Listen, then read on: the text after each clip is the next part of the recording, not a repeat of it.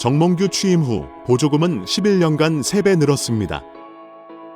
정부 보조금은 연간 최소 110억 원 수준이며 스포츠 토토 등 목표 수익 연간 200억 원이 지원되고 있습니다. 주요국 정부는 보조금이 없거나 의존도가 낮으며 피파 랭킹 20위권 국가들은 70% 이상이 협회장은 전문 경영인이 하고 있고 이외 축구인 등이 하고 있습니다. 우리나라처럼 재벌 총수가 회장인 곳은 단 한 곳도 없습니다. 대한축구협회에 연간 약 300억 원의 국가재정이 투입되면서 수익에서 정부 의존도가 약 30% 달하는 것으로 나타나 충격에 빠졌습니다. 사실상 정부 재원이 아니면 운영이 어려운 셈입니다. 미국과 일본 등 주요국은 국가 보조금 의존도가 낮은 가운데 축협의 재정 자립을 촉구하는 목소리가 나오고 있습니다. 18일 한경닷컴이 축협의 손익계산서를 분석한 결과 지난 2013년 이후 보조금과 목표 수익을 제외하면 연평균 300억 원 적자를 기록하고 있습니다. 축협의 손익계산서는 정부 재정 비중이 상당한 보조금과 스포츠 토토 등으로 알려진 목표 수익을 포함해 계산하면 재정 상황이 좋아지는 것처럼 보입니다.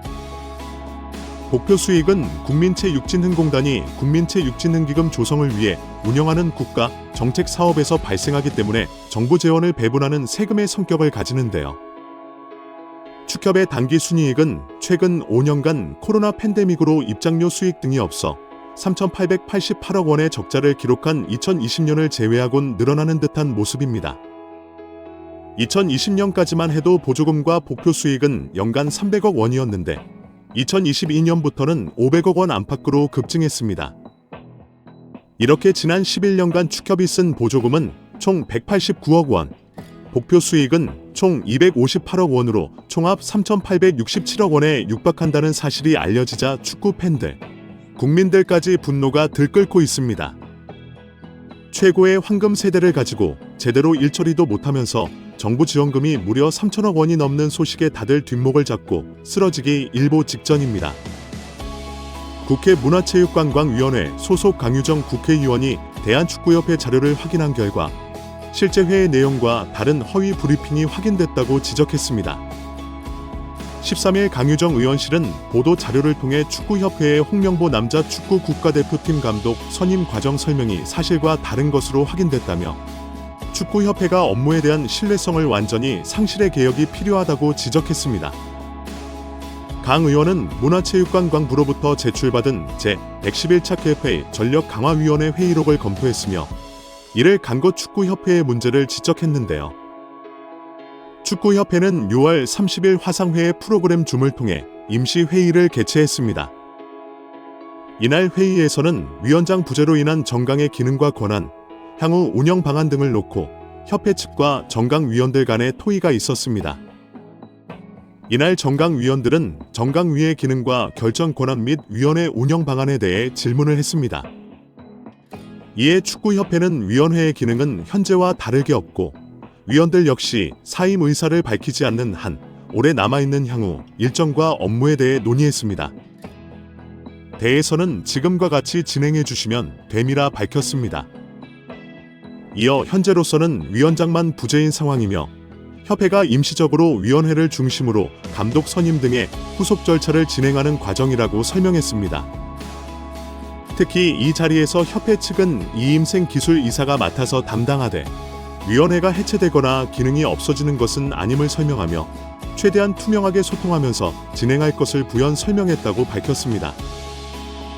또한 축구협회 관계자로 추정되는 인물은 정혜성 위원장이 최종적으로 결정한 4인의 후보자 중 필요하다고 판단되는 2인의 후보자와 추가 심층 면접을 협회에서 진행하고 면담 후 위원회에 그 내용을 공유하여 최종 감독 선임 과정에 참여를 당부드린다고 말했습니다. 이에 정강 위원들은 위원장 부재에 따라 이임생 이사가 설명한 대로 현재까지 진행된 남자 대표팀 감독 선임 업무를 협회에서 투명한 절차로 후속 작업하는 것에 동의했습니다. 즉, 정강 위원들은 면접은 축구협회가 하더라도 면접 결과 공유 등 최종 감독 선임 과정에 필요한 절차들을 정강 위원들이 공유받고 참여하는 것에 동의한 것입니다. 그런데 축구협회의 브리핑은 이와 달랐죠. 축구협회는 지난 7월 22일 배부한 국가대표팀 감독 선임 과정을 설명드립니다. 다해서 6월 30일 정강위 임시회의에서 참석위원 전원은 이임생 기술총괄리사에게 감독 추천과 관련한 절차의 진행을 위임하게 동의했다고 밝혔습니다. 전혀 정권 위임에 대한 내용이 없었는데 말이죠.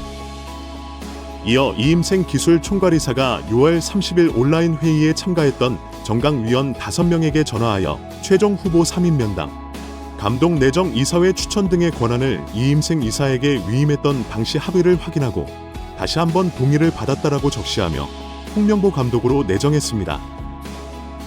위원들에게 공유하지는 않았다라고 덧붙였습니다.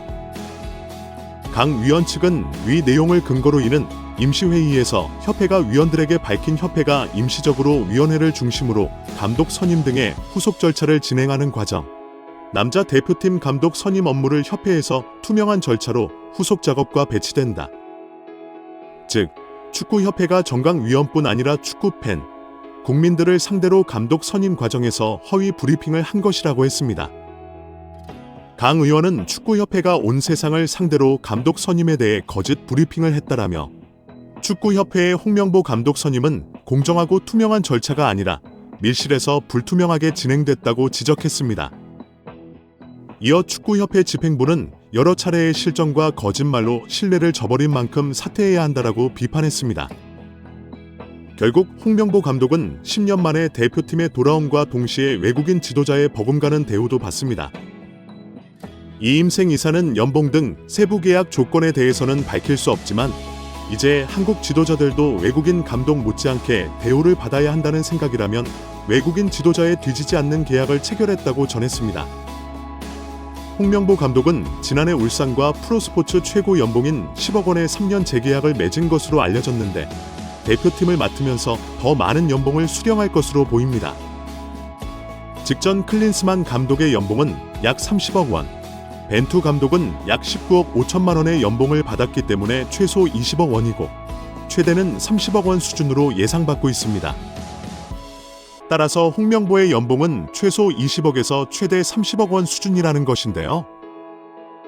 월드컵 이후 아시안컵까지 계약을 장기간 맺었습니다.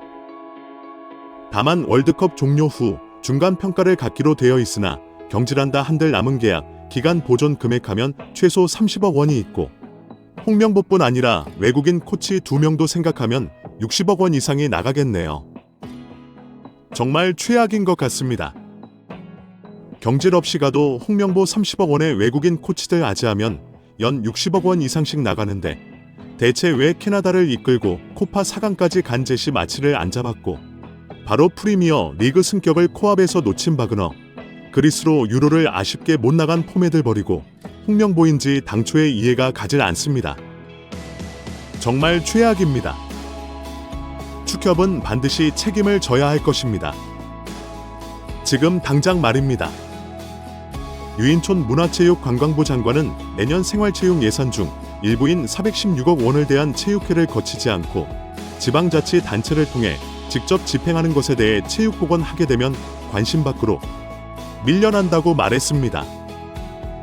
파리 올림픽에서 드러난 체육회의 낡은 관행을 근절하겠다는 것입니다.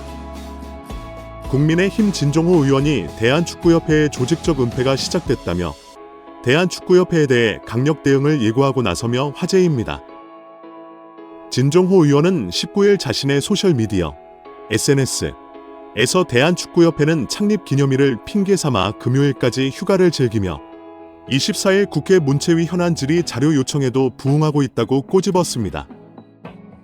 이어 진 의원은 정문규 협회장과 홍명보 감독 등 주요 관계자들이 국회의 증인으로 출석할 예정임에도 불구하고 침묵으로 일관하며 무책임한 태도를 보이는 것이 과연 정상인가라고 비판했습니다. 그러면서 진상을 밝히고 책임을 물어야 할 대한축구협회, 국민을 기만하는 자들은 반드시 그 대가를 치르게 될 것이라고 경고했습니다.